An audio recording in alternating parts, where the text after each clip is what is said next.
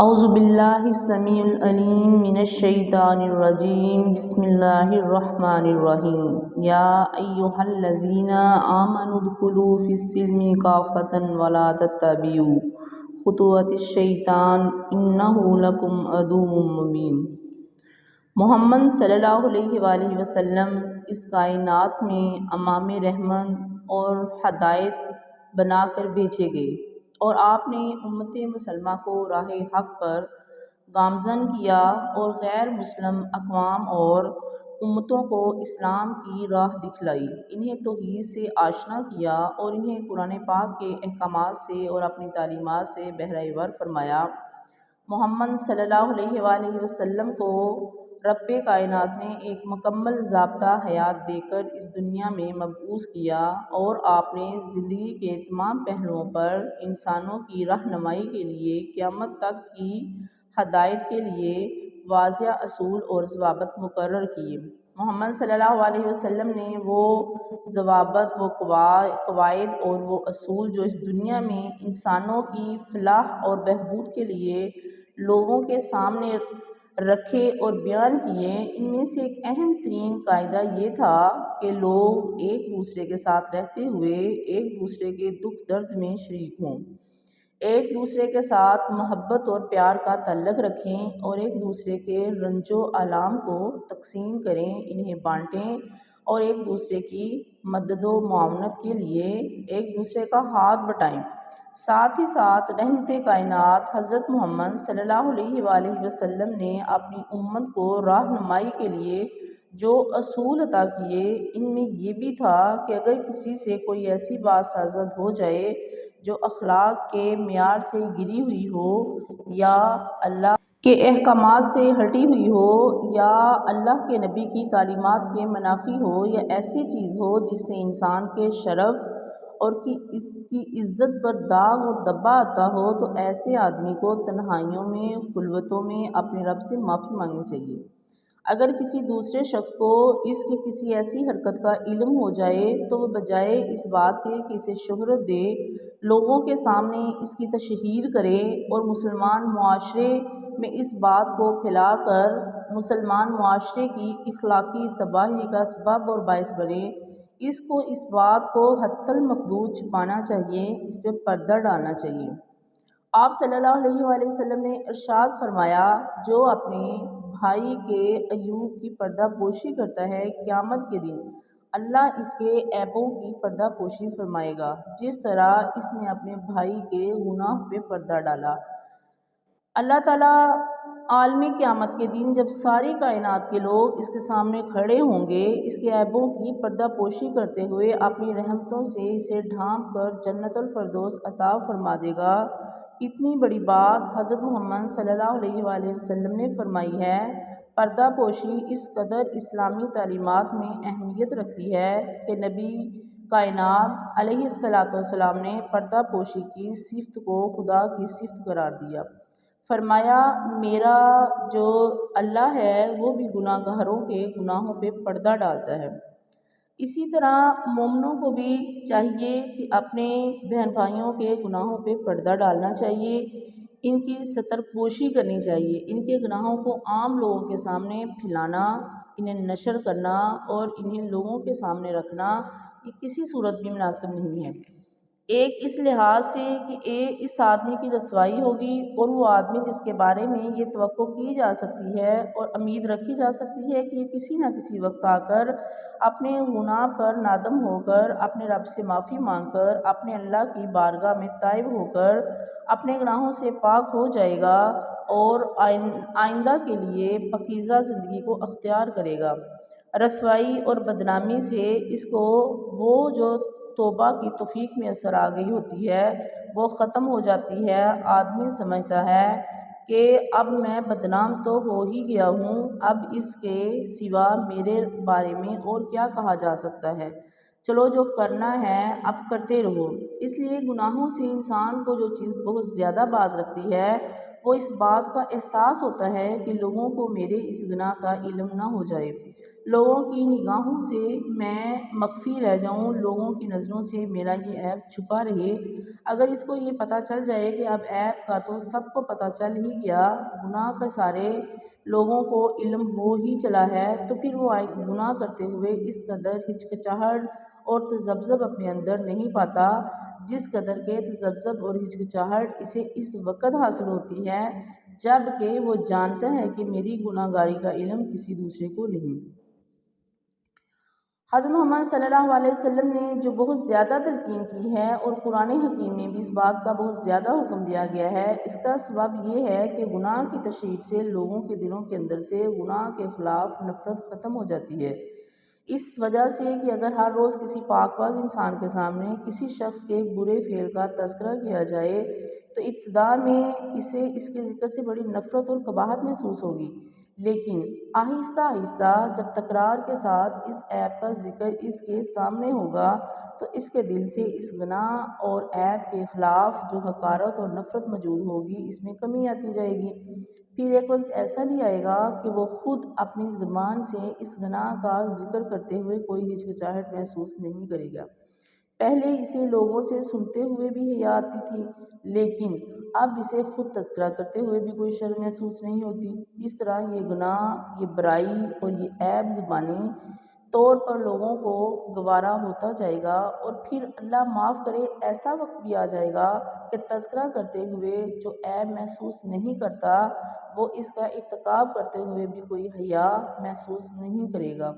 اس طرح گناہ معاشرے میں سرطان کی طرح پھیل جاتا ہے۔ قرآن مجید میں رب ذوالجلال نے جہاں گناہ کی مذمت کی ہے وہاں گناہوں کا ذکر کرنے والوں کو بھی بڑی مذمت کی ہے اور فرمایا ان الذین یحبون ان تشیع الفاحشۃ فی الذین آمنوا لہم عذاب علیم فی الدنیا والآخرہ۔ وہ لوگ جو منکرات اور فواحش کا لوگوں کے درمیان ذکر کرتے رہتے ہیں، لوگوں کے درمیان گناہوں کے تذکرے کرتے رہتے ہیں، لوگوں میں برائی کو پھیلاتے رہتے ہیں، اللہ کا عذاب ان پر بھی اسی طرح آئے گا جس طرح کے برائی کا ارتکاب کرنے والوں پہ آتا ہے، اس لیے کہ انہوں نے لوگوں کے اندر برائی کو گوارا بنا دیا۔ محمد صلی اللہ علیہ وآلہ وسلم نے اسی لیے اس بات کا حکم دیا کہ اگر کوئی شخص کسی کو کسی برائی کے اندر مشغول دیکھے اور محسوس کرے میرے سوا اس کو کسی نے نہیں دیکھا، یا تو اتنے لوگ ہوں کہ گواہی دے کر اس آدمی کو سزا دلوا سکیں اور وہ لوگوں کے لیے عبرت کا مرقع بن سکے، یا پھر ایسی صورت ہو کہ انہیں شرعی عدالت کے اندر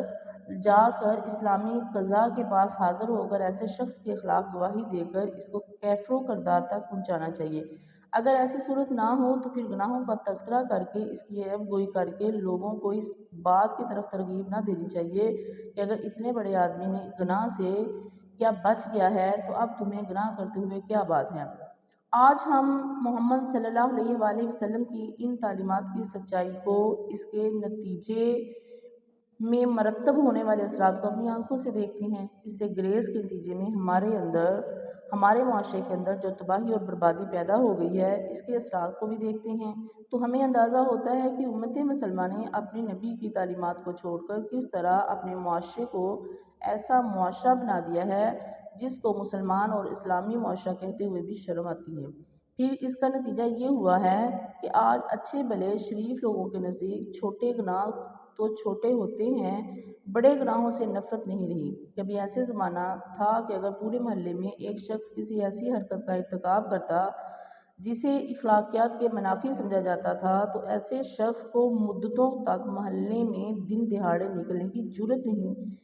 ہوتی تھی، رات کی تاریکی میں نکلتا اور صبح کی روشنی کے اجالے کے پھیلنے سے پہلے ہی اندھیرے میں نکل جاتا تھا۔ لیکن آج یہ حالت ہے، نہ صرف یہ کہ برائی ہم کو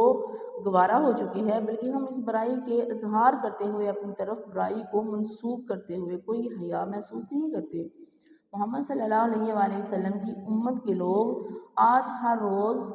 سوشل میڈیا کے اوپر اخبارات کے اندر وہ کہانیاں پڑھتے ہیں اور وہ قصے پڑھتے ہیں، وہ خبریں پڑھتے ہیں کہ مسلمان مرد اور مسلمان عورتیں بھی،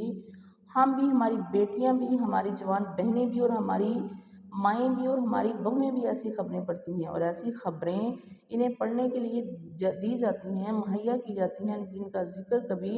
مردوں کے سامنے بھی نہیں کیا جاتا تھا۔ اگر کوئی ایسی بات کا اظہار بھی کرنا چاہتا تھا تو اس کی پیشانی پسینے سے ڈوب جاتی تھی، پسینے سے تر بتر ہو جاتی تھی، اور وہ یہ بات کو اشاروں اور کنایوں میں کرتا تھا۔ لیکن کیا تھا، اس وقت کا معاشرہ جو تھا وہ پاک معاشرہ تھا، طاہر اور معاشرہ تھا، ٹھیک ہے۔ لوگ برائی سے نفرت کرتے تھے، اپنے بچوں کو برائی سے بچاتے تھے، انہی منکرات سے محفوظ رکھتے تھے۔ آج چونکہ اس برائی کا تذکرہ عام ہو گیا ہے، اس لیے اس کا تذکرہ تو تذکرہ، اس کا ارتکاب بھی آج کوئی قباحت کی بات نہیں رہی۔ چنانچہ یہی سبب ہے کہ آج وہ لوگ گردن زنی ہیں جو محمد صلی اللہ علیہ وسلم کی اخلاقی تعلیمات کا اس دنیا میں تذکرہ کرتے ہیں، اور وہ لوگ بڑے ترقی پسند ہیں، اور وہ لوگ بڑے مہذب ہیں جو سرور کائنات صلی اللہ علیہ وآلہ وسلم کی تعلیمات کے چہرے مسخ کرتے ہیں، بے حیائی کا ارتکاب کرتے ہیں، بے شرمی کو فروغ دیتے ہیں، اخلاقی قدروں کو پامال کرتے ہیں۔ محمد صلی اللہ علیہ وآلہ وسلم کے زمانے میں، آپ کے صحابہ کے زمانے میں، آپ کے خلفائے راشدین کے دور میں عورتیں بھی کسی غیر مرد سے گفتگو کرتیں تو دیوار کی اوٹ سے، پردے کے پیچھے سے گفتگو کرتی تھی، اور اس گفتگو کے اندر یعنی اللہ کے نبی نے ان کو حکم دیا تھا، قرآن مجید نے بھی ان کو حکم دیا ہے، فَلَا تَخْضَعْنَ بِالْقَوْلِ فَيَطْمَعَ الَّذِي فِي قَلْبِهِ مَرَضٌ وَقُلْنَ قَوْلًا مَعْرُوفًا۔ اے محمد صلی اللہ علیہ وآلہ وسلم کی بیویوں، اے مسلمانوں کی بیٹیوں، اے مومنوں کی بیویوں، اے مسلمان عورتوں، پردے کے پیچھے سے بھی گفتگو کرتے ہوئے اپنی آواز میں لوچ پیدا نہ کرو، اپنی گفتگو میں نرمی اور مٹھاس کا لہجہ پیدا نہ کرو، کیونکہ فَيَطْمَعَ الَّذِي فِي قَلْبِهِ مَرَضٌ، اس لیے کہ بیمار دلوں کے والے لوگ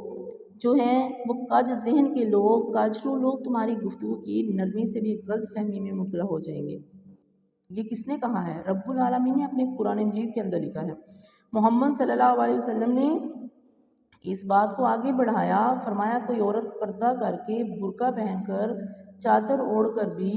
بازار میں جاتے ہوئے خوشبو لگا کے نہیں جا سکتی۔ برقع پہنا ہوا ہے، چادر اوڑھی ہوئی ہے، پردہ کیا ہوا ہے، لیکن اس کے باوجود بھی گھر سے باہر نکلتے ہوئے خوشبو کا استعمال نہیں کر سکتی۔ کیوں؟ اس لیے کہ آوارہ مزاج کے لوگ تمہارے کپڑوں سے اٹھنے والی خوشبو کے سہارے تمہارے جسم کے بارے میں گفتگو نہ کرنے لگیں۔ تو یہ محمد صلی اللہ علیہ وآلہ وسلم کا فرمان ہے۔ پھر آپ نے ارشاد فرمایا، جو عورت گھر سے باہر نکلے، نہ وہ چوڑیاں پہن کے نکلے، نہ اس طرح کا زیور جو کہ بچنے والا ہو، اس طرح کا زیور پہن کے نہ نکلے۔ آج برائی کے راستوں کو بند کرنے کے لیے، فحاشی پر قدغن عائد کرنے کے لیے، لوگوں کے ذہنوں کی آوارگی کو ختم کرنے کے لیے، لوگوں کو بے راہ روی سے بچانے کے لیے، منکرات کو اسلامی معاشرے سے نیست و نبود کرنے کے لیے محمد صلی اللہ علیہ وآلہ وسلم نے اس قدر سختی کی کہ گھر سے باہر کوئی ایسا لباس، کوئی ایسی چیز عورت کے استعمال کے لیے جائز نہیں جو انسانی جذبات کے اندر تخریب کاری کے اثرات پیدا کر دے۔ گھر کے اندر عورت جو جی چاہے کرے، اس گھر کے اندر، جس گھر کے اندر کسی غیر محرم کی آمد و رفت نہ ہو،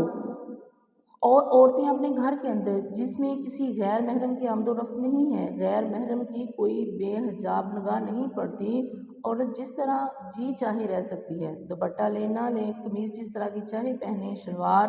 جس طرح قسم کی چاہے پہنے، لیکن گھر سے باہر جہاں غیر محرم کی نگاہ اس پہ پڑتی ہے،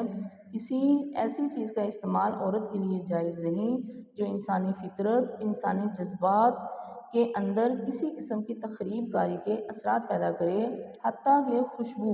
یہ محمد صلی اللہ علیہ وسلم کی دنیا میں سب سے زیادہ پسندیدہ شے ہے۔ آپ صلی اللہ علیہ وسلم نے ارشاد فرمایا کہ مجھے دنیا میں اس سے زیادہ جو چیزیں پسند ہیں، ان میں سے ایک چیز خوشبو ہے۔ آپ صلی اللہ علیہ وسلم کی عادت مبارکہ یہ تھی کہ آپ اس قدر خوشبو پسند کرتے، اس قدر خوشبو لگایا کرتے کہ آپ کے پسینہ اطہر سے اور اس کے قطرات سے بھی کستوری کی اور نافے کی خوشبو آیا کرتی تھی۔ اور حدیث پاک میں ہے کہ آپ صلی اللہ علیہ وسلم جس راستے سے گزر جاتے تھے، وہ سارے کا سارا راستہ خوشبو سے معطر ہو جاتا تھا۔ اتنی حضور کو خوشبو پسند تھی، لیکن عورت کے لیے آپ نے کہا جو عورت خوشبو استعمال کر کے اپنے گھر سے باہر نکلتی ہے، گھر کے اندر جو چیز چاہے کرے، جب تک وہ گھر میں پلٹ کے نہیں آتی، فرشتہ اس کا شمار بدکاروں میں کرتا ہے۔ کیونکہ اس لیے کہ یہ لوگوں کی نگاہوں کی آوارگی اور لوگوں کے جذبات کی اور معاشرے کے اندر بے حیائی کے فروغ کا سبب بنتی ہے۔ محمد صلی اللہ علیہ وآلہ وسلم نے خوشبو کو، چوڑیوں کو، اس کے چھنکنے سے بھی آوارہ مزاج لوگوں کی نگاہیں عورتوں کی طرف مبذول ہوتی ہیں، ان کے استعمال کو ممنوع قرار دیا ہے۔ اور ہمارے نام نہاد مسلمان، یہ مسلمان ہیں جنہیں دیکھ کر شرمائیں یہود۔